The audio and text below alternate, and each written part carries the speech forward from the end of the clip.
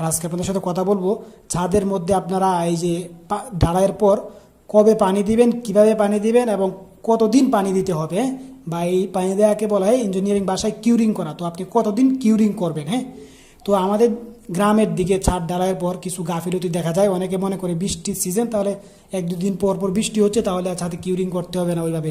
এটা একটা ভুল ডিসিশন। বৃষ্টি হোক বা না হোক, আপনাকে অবশ্যই চারপাশে বাদ দিয়ে আপনাকে কিউরিং দিতে হবে এবং কিউরিং করতে হবে, এবং অবশ্যই এইভাবে পানি দিতে হবে যে আপনাকে পুরো ছাদটাকে ডুবিয়ে, হ্যাঁ, পানি দিতে হবে, চুবিয়ে কিন্তু পানি দিতে হবে। আবার অনেকে চিন্তা করে যে না, এরকম দিয়ে অনেক দিতে গেলে বালি সিমেন্ট নষ্ট হবে, তার চেয়ে বরং আমি প্রতিদিন মোটর দিয়ে পানি দিয়ে দিব। না, এটাও ভুল ডিসিশন। প্রতিদিন পানি দেওয়ার থেকে আপনাকে এরকম বাদ দিয়ে দিতে হবে অবশ্যই, হ্যাঁ।